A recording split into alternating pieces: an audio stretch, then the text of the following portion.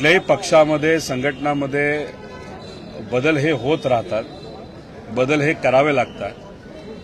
पण पवार साहेबांची स्टाईल जर आपण बघितली तर पवार साहेब सगळ्यांना विश्वासात घेतात. कारण पवार साहेबांचं मत असं आहे की एका नेत्यामुळे पक्ष चालत नसतो, पदाधिकारी आणि कार्यकर्त्यांमुळे आणि फ्रंटलचे जे सर्व पदाधिकारी यांच्यामुळे पक्ष चालतो.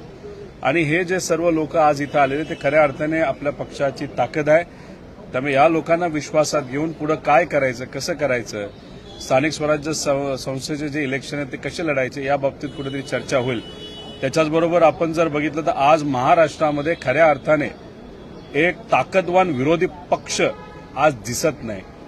सगळे गोंधळात आहेत.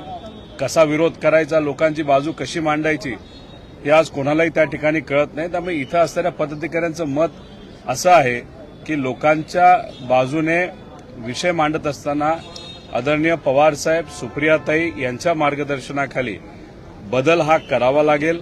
मोठे नेते जे सांगतील तो बदल करावा लागेल. पण यांच्यावर विश्वास ठेवून येत्या काळामध्ये आक्रमक पद्धतीने आपल्याला भूमिका ही लोकांची मांडावी लागेल.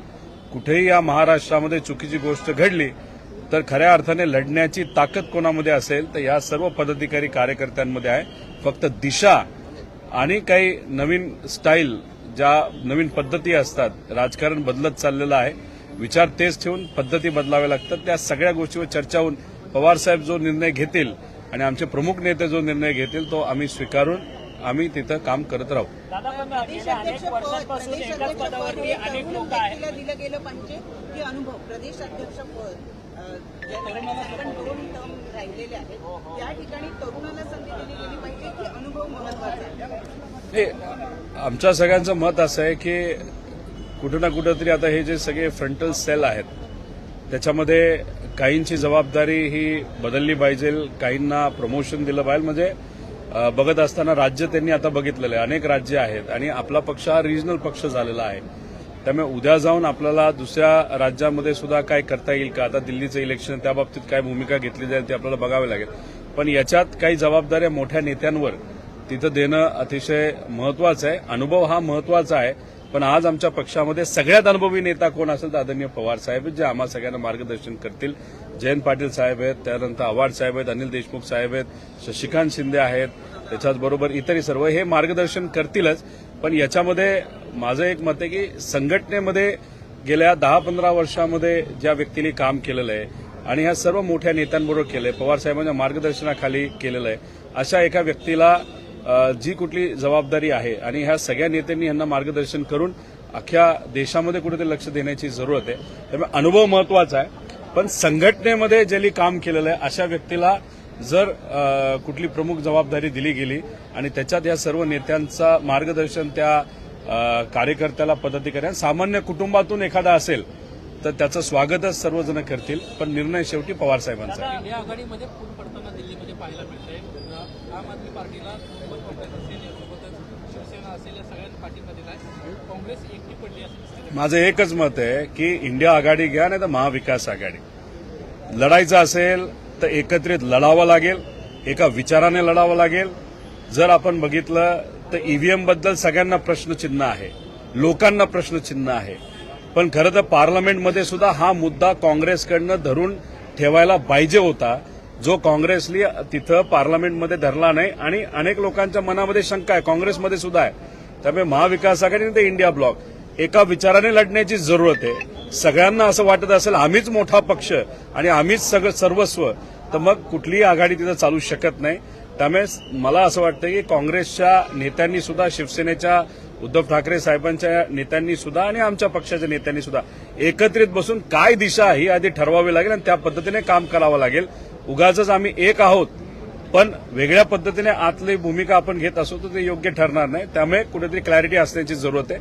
आणि दिल्लीमध्ये, म्हणजे दिल्लीचं खरं राजकारण मला तेवढं कळत नाही, पण काँग्रेसली आणि आपली एकत्रित येऊन जर इलेक्शन ते लढले तर कदाचित चांगलं जाऊ शकतं. उगाच आपले उमेदवार पण उभे करायचे आणि आपली पण उभे करायचे आणि दोघांनी अप्रत्यक्षपणे भाजपचाच जर फायदा करायचा ठरवला असेल तर त्याला आपण काय करणार. धर्माराव बाबा आत्राम म्हणतात की दोन्ही पवारांनी एकत्र आलं तर चांगलं होईल आणि एकत्र येणे ही काळाची गरज आहे असं धर्माराव बाबा आत्राम म्हणतात. त्यांच्या वक्तव्याकडे कसं? हे बघा, अनेक लोकांचं मत आहे की पवार कुटुंबाला एकत्रित अनेक वर्षांपासून त्यांनी तिथं बघितलेलं आहे.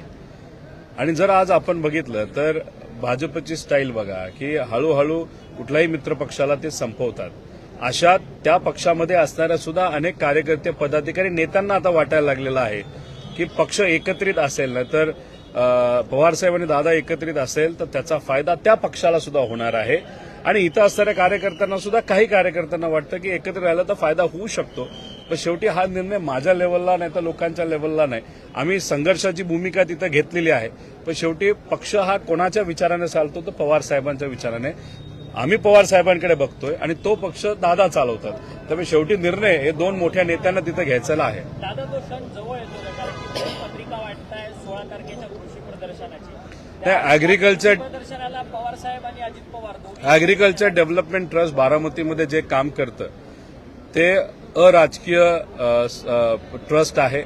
तिथं जर आपण बघितलं तर कुठलंही राजकारण केलं जात नाही. काँग्रेसचं सरकार होतं तेव्हा त्या ट्रस्टला मदत झाली, म्हणजे केव्हीकेला मदत झाली. भाजपचं सरकार जेव्हा आता 2014 नंतर आलं तेव्हा त्या सरकारने सुद्धा मदत केली. पवार साहेबांनी पुढाकार घेतला.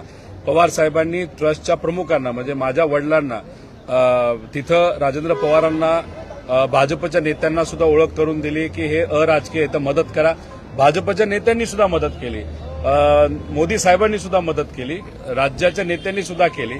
आज सुद्धा दादा विरोधी पक्षात असले तरी त्या ट्रस्टला मदत करतात. काँग्रेसच्या नेत्यांनी सुद्धा मदत केली. त्यामुळे तो पक्ष अराजकीय. आता ट्रस्ट आता ट्रस्टमध्ये काम करत असताना 15 तारखेला उद्घाटन आहे. पवार साहेब तर आहेतच, कारण का ते प्रमुख आहेत त्या ट्रस्टचे. दादा तिथे येणार आहेत उद्घाटनासाठी. पंकजाताईंकडे एक पद आहे, मंत्री आहेत, त्यांना आम्ही विनंती काल केली, ती त्यांनी तिथं स्वीकारलेली आहे. राज्यमंत्र्यांनी स्वीकारलेली. त्यामुळे तिथे राजकारण बाजूला ठेवून शेतकऱ्यांचं हित आणि युवांचं कृषी क्षेत्रामध्ये भवितव्य ह्या दृष्टिकोनातून सर्व लोक अराजकीय दृष्टिकोनातून एकत्रित येत आहेत. दोन पवारांना एकत्र करण्यात तिसरे पवार महत्वाची भूमिका बजावू शकतात का? मध्यस्थाची भूमिका जर घेण्याची वेळ आली तर तुम्ही घ्याल? शेवटी मी आताही तुम्हाला सांगितलं, निर्णय हा पवार साहेबांच्या, आमच्या पक्षाकडनं सुप्रियाताईंचा तो निर्णय तिथं असणार आहे. आणि त्या पक्षातून मला व्यक्तिगत असं मत आहे की बाकीच्या जे काही कोणी बोलतायत आता ते उगाच बोलत आहेत. शेवटी निर्णय दादांचा असणार आहे आणि हे सगळे लोक बसून जो निर्णय घेतील तो त्या त्या पक्षाच्या कार्यकर्ते, पदाधिकाऱ्यांना मान्य असेल असं मला वाटतं. पण शेवटी आम्ही सर्वजण पवार साहेबांकडे बघून काम करत असतो. या नवीन संघटनात्मक बदल जे काही होणं अपेक्षित आहे त्याच्यामध्ये तुम्हाला कुठली जबाबदारी आवडेल? एक कार्यकर्ता म्हणून आमच्या सगळ्यांचं मत आहे की आक्रमक होण्याची वेळ आलेली आहे. राजकारण करत असताना विचार तेच ठेवावे लागतात, पण पद्धती आपल्याला बदलाव्या लागतात. बदलत असताना आपल्याला कार्यकर्त्यांना ताकद द्यावी लागेल, पदाधिकाऱ्यांना ताकद द्यावी लागेल, काही कमिटीज बदलाव्या लागतील, नवीन गोष्टी स्वीकाराव्या लागतील. ह्या सगळे बदल हे 100% आता आपल्याला करण्याची वेळ तिथं आलेली आहे. त्यामुळे आमचे जे सर्व नेते, ज्याच्यामध्ये पवार साहेब आणि सुप्रियाताई प्रमुख नेते आहेत, त्यानंतर जयंत पाटील साहेब अनुभवी नेते आहेत, त्यांनी आव्हाड साहेब असतील, अनिल देशमुख साहेब असतील, शशिकांत शिंदे असतील, टोपे साहेब असतील, या सगळ्यांनी आम्हाला मार्गदर्शन करून हे जे पुरं स्ट्रक्चर आहे ते नवीन जोमाने, ताकदीने तिथे लढण्याची जरूरत आहे. पण विचार तेच, पण पद्धती नवीन, अशा पद्धतीने आपल्याला संघटन बांधावं लागेल. आणि याच्यात जे कोणी अध्यक्ष असतील, म्हणजे जयंत पाटील साहेब कंटिन्यू होत असतील तर ते असतील, नाहीतर नवीन जे कोणी प्रदेशाध्यक्ष आणि जयंत पाटील साहेब हे बऱ्याच राज्याची जबाबदारी तिथे घेणार असतील तर त्यांच्या मार्गदर्शनाखाली माझ्यासारख्याला छोटी मोठी जबाबदारी दिली गेली तर नक्कीच आवडेल. पण प्रदेशाध्यक्ष पद हे जयंत पाटील साहेब आणि ते सर्व ठरवतील की नवीन कोणाला द्यायचं. पण दिलं जात असेल तर सामान्य कुटुंबातून एका व्यक्तीला ते जर दिलं गेलं आणि संघटनामध्ये गेले 10-15 वर्ष ज्यांनी काम केलेलं अशा व्यक्तीला दिलं गेलं तर मला असं वाटतं की सर्व पदाधिकारी राज्यातले त्याला स्वागत करतील. एकत्र देण्याच्या मुद्द्यावर दादा आपली भाषा बदलली आहे का? कारण त्यावेळेस आधी हा विषय व्हायचा त्यावेळेस तुम्ही सातत्याने हे म्हणायचा की आम्ही त्यांना सोडून गेलो नाही, ते आमच्याकडून निघून गेलेले आहेत. आता तुम्ही ज्या पद्धतीने म्हणताय की सुळे शरद पवार या संदर्भातला निर्णय घेतील, तिकडे अजित पवार निर्णय घेतील, कुठेतरी काही होत आहे का? पुन्हा एकदा एकत्र देण्यासंदर्भात काही हालचाली सुरू आहेत का? असं कुठं, मी आता खरं बोलत आहे. आम्ही असं बोलत आहे की तिथं आमचे नेते निर्णय घेणार आहेत. खोटं कुठं काय? शेवटी आमच्या पक्षाचे प्रमुख नेते हे आदरणीय पवार साहेब आहेत आणि हा पक्ष पवार साहेबांच्या मार्गदर्शनाखाली आत्ताने अनेक वर्षांपासून चालत आलेला आहे. त्यामुळे साहेब जो निर्णय घेतील न जाण्याचा नाही तर जाण्याचा नाही तर वेगळा कुठला तरी निर्णय शेवटी तो त्यांचा असेल, आम्हाला तो फॉलो करावा लागेल. अशा पद्धतीची आपली भूमिका असेल. आता या सगळ्या नाही, विषय एवढाच आहे की आता इथे आम्ही कुठल्या पक्षात जात नाही, आम्ही सत्तेत जात नाही, ती चर्चा सुद्धा आमच्याकडे नाही आहे. अशात फक्त हवेत ती चर्चा असल्यामुळे आता त्या बाबतीतली चर्चा होत आहे. जेव्हा खऱ्या अर्थाने निर्णय घेतला जाईल तर स्पष्टपणे तिथं निर्णय आपण घेणार आहोत अशी भूमिका जर आमच्या पक्षातून कुणी मांडेल तर आज त्या बाबतीतली चर्चाच नाही.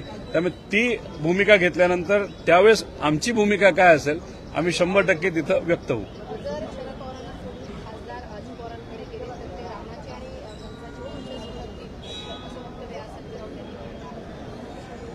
खरं तर राऊत साहेब बोलत असताना आक्रमक बोलतात, बरंच काय बोलून जातात. पण मला असं वाटतं की जे खासदार आहेत आमच्या बरोबर नाही तर आमदार जे निवडून आलेले आहेत आणि जे उमेदवार आमच्या बाजूने लढले पण बऱ्याच गोष्टी ज्याच्यामध्ये ईव्हीएम असेल, जातीवाद असेल, धर्मवाद असेल, पैशाचा मोठा वापर सत्तेतून केला गेला, याच्या दुर्दैवाने त्यांना अपयश आलं, असे सर्व लोक पवार साहेबांबरोबरच राहतील असा विश्वास आम्हा सगळ्यांना आहे. आता म्हणजे विषय एवढाच आहे की या पक्षाच्या बद्दल इतर पक्षाच्या नेत्यांनी कुणीही काय बोलू नये, कारण इथं कुठंच काय झालेलं नाही. त्यामुळे फक्त ते स्टेटमेंट त्यांनी केलं का काय केलं हे मला तिथं सांगता येणार नाही. पण हा पक्ष वेगळा आहे, इथं आमचे प्रमुख वेगळे आहेत, आमचे खासदार नक्कीच महाविकास आघाडीत इतर पक्षाच्या मदतीने निवडून आलेले आहेत, पण आमच्या पदाधिकाऱ्यांमुळे सुद्धा निवडून आलेले आहेत. याच्यात फक्त कुणी अशी भूमिका घेतली, जर कुणी निर्णय घेतला तर बोलणं उचित ठरेल असं मला वाटतं.